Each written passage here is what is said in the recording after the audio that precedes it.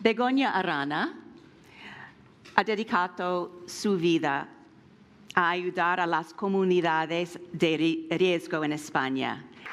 Ella nunca para de pensar en cómo salvar a las mujeres y niños del abuso, tráfico humano, esclavitud y matrimonio infantil, que fa parte, que es esclavitud, que convierte niñas en esclavas. Ella es la fundadora de Nuevo Hogar Betania, una organización benéfica para ayudar a los excluidos sociales y también a aquellos que sufren abuso.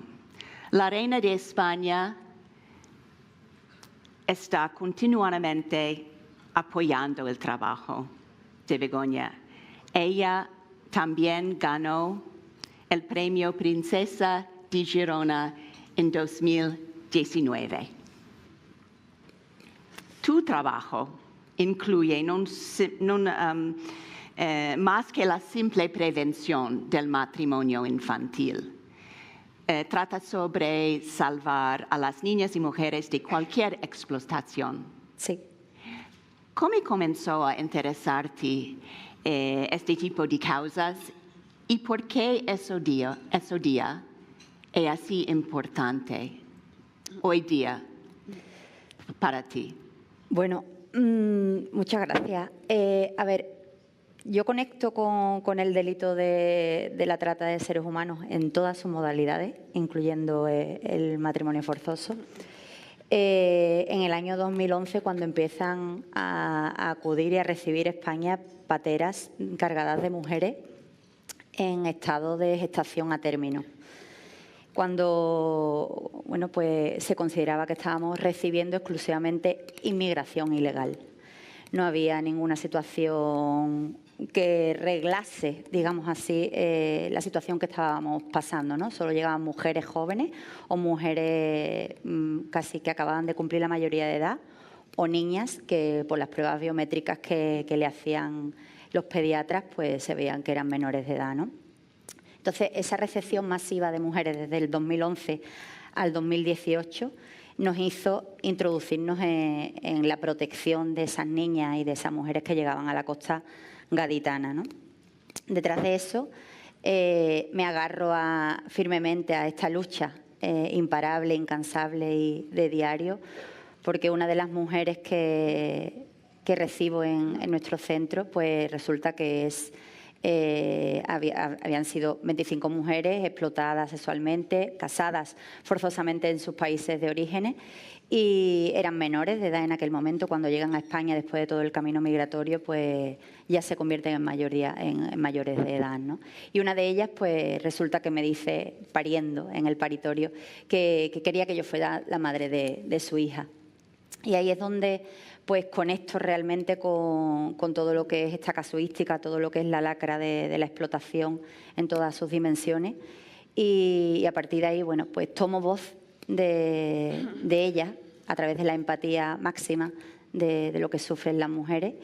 Y después de estos 20 años de lucha intensa, pues ahí me agarro, ¿no? A ser al final el altavoz de estas mujeres que al final son más vulnerables, que no tienen esa capacidad de llegar a audiencias que puedan remover conciencia, que puedan remover al final los caminos y hacer cambios.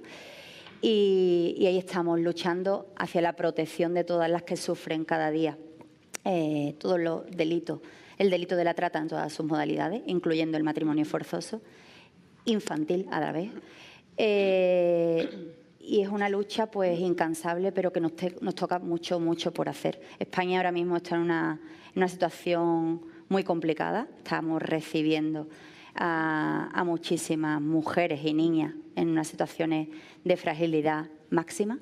El delito contra la trata de seres humanos en todas sus modalidades es la máxima expresión flagelante de los de lo que es como la máxima expresión de cómo los derechos humanos se transforman en la contra, no se cumplen, sino que al final estamos participando, un país del primer mundo, de forma no voluntaria quizá, en hacer una estancia a las redes criminales, en hacer un paso, un tránsito y en formar parte de ese engaño y al final de torturar vidas, ¿no?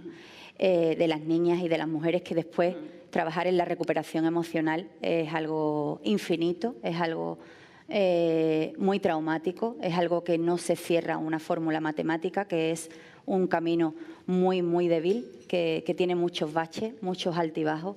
Y entonces, por un lado, estamos ahí intensamente con un trabajo de protección a estas mujeres que recibimos, fruto de nuestro trabajo continuado con la Fuerza y Cuerpos de Seguridad del Estado. Y por otro lado, estoy muy, muy, muy implicada en todo lo que es el cambio sistémico. Pienso que tener un escenario así, un foro de este calibre, darnos cuenta desde la perspectiva, al final, desde el sector privado, de que hay que hacer algo por este cambio sistémico, me alucina. Creo firmemente en la prevención, en la concienciación y la sensibilización de verdad, en que la comunicación tiene que ser muy, muy clara, en que hay que mandar un mensaje real, no estamos inventando absolutamente nada. No concentrarnos en las estadísticas, ni muchísimo menos, sino concentrarnos en que cada vida lleva una T de trauma mayúscula y muy en negrita, que después es muy complicado borrarla y dejar que no te huelle, ¿no?, para el resto de tu camino vital. Entonces ahí estoy, bastante preocupada, pero a la vez hoy feliz con que se generen este tipo de alianzas con los que estamos en el terreno, que al final somos voz autorizada de estas mujeres y de estas niñas, y por otro lado la conciencia del sector privado para remover al final a los poderes públicos. España tiene falta de la normativa jurídica del delito de la trata, que no significa que con eso se acabará el delito, ni mucho menos, pero nos acompañaría mucho más a mitigarlo y sobre todo apoyarnos en que la suma de todos nos va a hacer muchísimo más exitoso el resultado, seguro, eso es seguro. Tenemos que seguir luchando. En estos 10 años de historia de trabajo intenso contra esta lucha, hemos liberado emocionalmente a 678 mujeres y niñas de lo que es el delito de la trata de seres humanos en todas sus modalidades. Porque sí que es cierto que el matrimonio forzoso va ligado a la explotación sexual y va ligado a su vez después a lo que supone el secuestro una vez que eres madre dentro de ese matrimonio forzoso. Entonces, muchas veces las modalidades de la trata van sumadas, no son distintas, sino que se alimentan las unas a las otras. Entonces no las podemos separar. Y creo que la mirada apreciativa al final de generar este tipo de encuentros con especialistas, con personas que estamos muy, muy sensibilizadas y concienciadas con que tenemos que mirar al futuro por ellas y para ellas, y tenemos que ser los mejores cooperantes de los caminos de estas niñas y de estas mujeres. Y por otro lado, me decías, Amy, que pienso sobre esta idea, ¿no? Creo que un poco que te he contestado. Estoy emocionada con que esto surja. Estoy emocionada con participar y pertenecer a este camino. Creo que hay que tener una misma mirada hacia todo el mundo. Estamos ante un delito transnacional, no es un delito que se reparta por continentes, sino que es un delito que engloba a todo el mundo, que repercute a todo el mundo y que todos tenemos que participar de forma comunitaria. Todos tenemos que tener un mismo origen y un mismo fin. Obviamente teniendo conciencia de que ahí interviene la cultura, interviene la educación, interviene la economía, intervienen los conflictos políticos, intervienen las razones humanitarias de cada uno de los contextos en donde nos movamos. Pero sí que es cierto que no existe ahora mismo así ningún foro de este calibre en España. Llevo 20 años trabajando en el mundo social, sobre todo en esta lucha. Que hoy aquí se celebre algo así, pienso que sonará mucho y que al final la idea va a tener un buen destino, porque si nos unimos todos cambiaremos de verdad el sistema. Gracias y gracias por tu trabajo.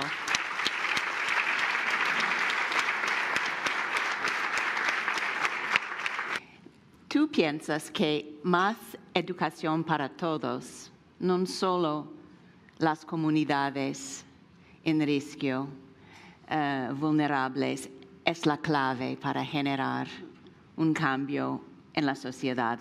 ¿Cuáles son tus métodos de enseñanza? Cuéntanos sobre tus clubs de concienciación y cómo el sector privado puede apoyarte. Estupendo. Yo creo que bueno, lo que decía Nada es importante, ¿no? A ver, hay que trazar la educación formal desde diferentes estadios. Esta es una forma correcta, al final, de generar un impacto directo en las familias más vulnerables o en las familias que tienen un ecosistema más inestable o menos forjado, pero también, al final, hay que incidir en la educación en otros estadios. ¿Qué significa esto? Por ejemplo, el relato real es que hay que contar la verdad. ¿Cómo se cuenta la verdad? Pues acercándonos al final a los sistemas privados, a las compañías, a las grandes entidades, entes, al final personalidades jurídicas que tienen poder también de cambio, ¿no? Lo que estamos haciendo hoy, un ejemplo. Es un ejemplo claro y evidente de concienciación, sensibilización y de comunicación clara. Yo pienso que ahí es un panel, al final, de captación de que las personas que no saben lo que está pasando se conecten con el problema, con el delito, con esta lacra. Y al final se alíen a esta lucha, ¿no? Después, por otro lado, otra parte de la educación formal, ¿no? que también, al final, cala en la sensibilización y en la concienciación, en lo que nosotros hacemos, a través de diferentes modalidades. Una de ellas es la teleformación, a través de píldoras de formación en un nivel no avanzado, sino en un nivel básico, de contarle a las personas, a la sociedad, al final, a las que participamos en el día a día, los ciudadanos, qué pasa con este delito, cuáles son sus modalidades, cuál es el relato estadístico, qué podemos hacer para cambiar, qué podemos hacer para participar, cómo detectamos situaciones informales. España tiene ahora mismo trazado una modalidad a las entidades especialistas como nosotros, por ejemplo, de darle a conocer a los ciudadanos de España y de Europa un formato de detección. Nosotros lo hacemos a través de esas píldoras informativas y a la vez formativas a las compañías, a las grandes compañías, a las compañías más pequeñas y a las más medianas. Y después, por otro lado, también acercarnos a través de lo que está pasando en una simulación real. No es nada más que un club a través de una unidad móvil que va pasando por toda España, que simula de forma inmersiva, qué es lo que sufre una superviviente de este delito. ¿Qué es lo que sufre una superviviente cuando está siendo abusada en cualquiera de sus modalidades?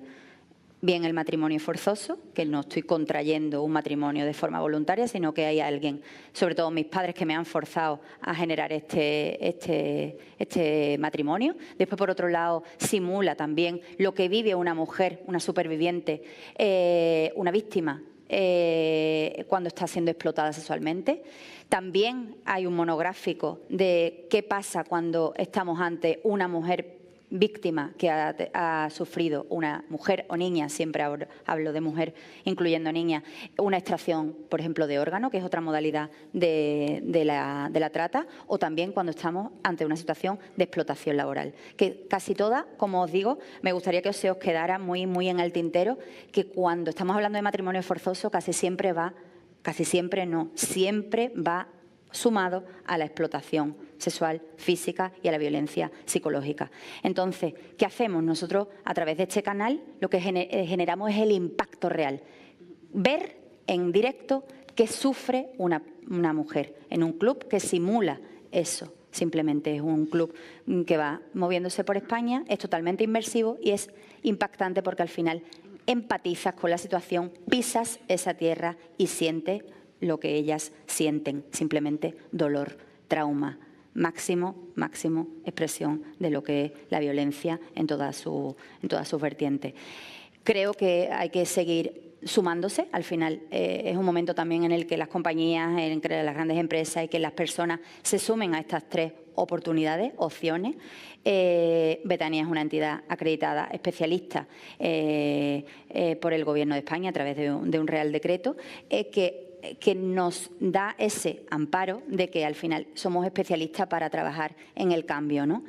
No solo en la protección, sino también en el cambio, y que las modalidades que aquí os estoy comentando son, bueno, pues expresan al final una posibilidad de que si todos nos sumamos a estas tres opciones de formación, de sensibilización, de concienciación y sobre todo de prevención, estaremos obviamente también volviendo a lo mismo, ¿no? A cambiar el sistema, a producir un zarandeo de los poderes públicos y al final a que las mujeres y niñas no sufran violencia en ninguna de sus modalidades, incluyendo en este caso lo máxima que en el día de hoy celebramos la lucha contra el matrimonio forzoso infantil. Gracias.